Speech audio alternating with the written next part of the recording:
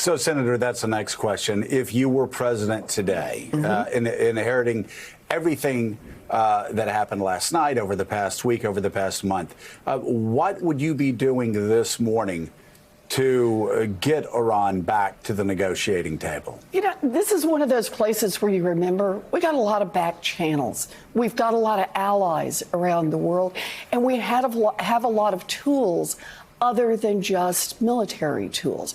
We have diplomatic tools. We have economic tools. We should be working with our allies. We should be de-escalating. We don't need more inflamed rhetoric. We don't have a president who's tweeting. We need to calm this down. We need to back away from the edge of war. We need to move back the rhetoric, and we need to work with our allies to get Iran back to the negotiating table.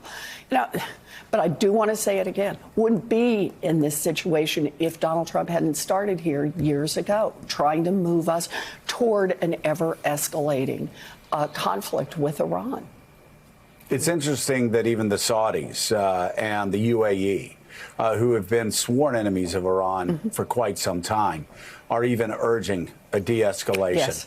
Would those countries be two of the first countries you would go to try to seek back channels with the Iranians? Would you go to our European allies instead? Who specifically should the President of the United States go to this morning, and who would you go to were you Commander-in-Chief? You know, I think that's exactly, the answer is all of the above.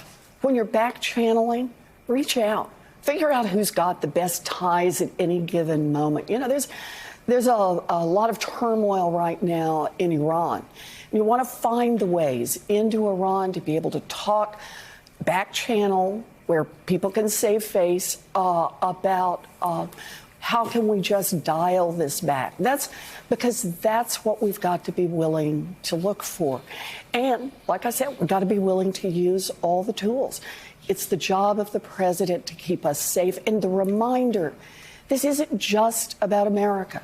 You know, it's America, but it's also what's happened in the Middle East. We've been at war there for 20 years, and millions of people have lost their lives, have been injured, have been displaced.